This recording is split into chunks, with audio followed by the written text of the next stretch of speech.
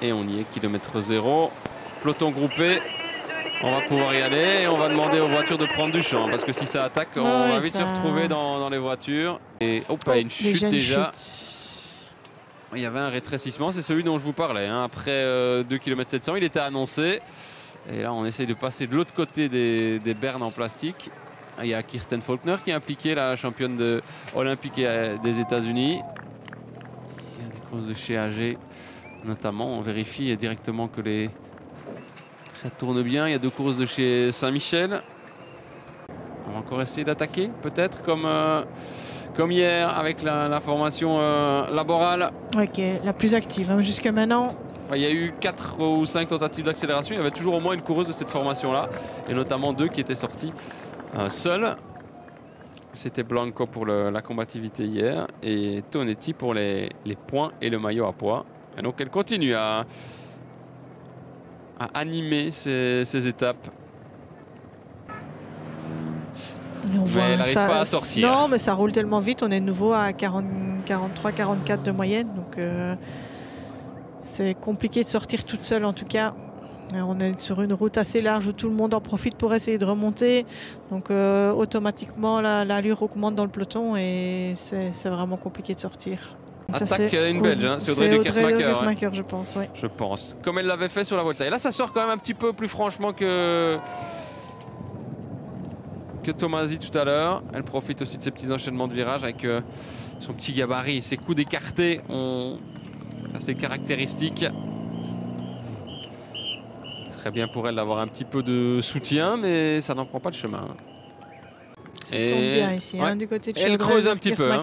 Elle a réussi à prendre 20 secondes d'avance, c'est pas mal. Dommage d'être sortie toute seule. Maintenant, c'est pas elle qui décide, évidemment.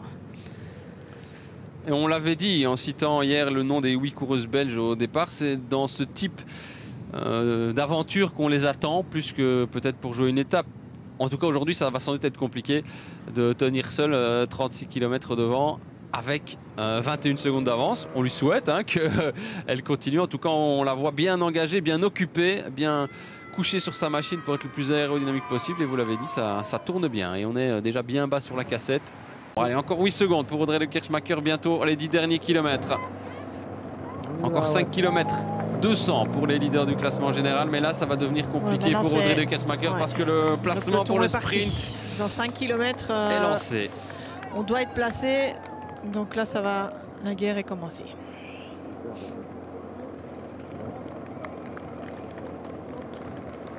Et cette fois-ci, elle ne pourra plus résister. Avec ces 5 secondes-là, ça va plus se relever, ça va plus ralentir derrière, mais elle aura tenu jusque dans les 10 derniers kilomètres. Un chapeau en tout cas à Audrey de Kersmaker. Il fallait le faire sur une étape comme celle-là, où on savait que la tentative était presque vouée à l'échec d'emblée. Mais elle sera récompensée un petit peu comme Tonetti hier par le maillot à poids, un petit peu comme Blanco hier par la combativité, mais ce sera aussi la combativité. Premier podium belge donc dans cette édition 2024, on vous l'a déjà annoncé puisque Radio Tour l'a déjà expliqué et confirmé. On est dans le dernier kilomètre. Cette fois-ci, Vos par rapport à hier est mieux mis. Heureusement. Kalita de Jong aussi est bien mise, attention. Heureusement, Cole peut compter sur Pfeiffer Georgi qui est en train de la remonter là. Elles sont encore 2 autour de la maillot jaune. Par contre, où se trouve Balsamo? Je cherche le maillot de chez... Elle est là avec Vos, avec... une équipière juste devant elle. Vass a terminé son travail, c'est Bredewald et c'est encore Vollering, hein, je pense qu'il va emmener là maintenant à 600 mètres de la ligne. Et il y a encore Guarichi derrière. Là on est idéalement placé pour Webus. On peut pas être mieux je pense pratiquement. Non. Avec sa lanceuse attitrée pour la lancer vers la victoire.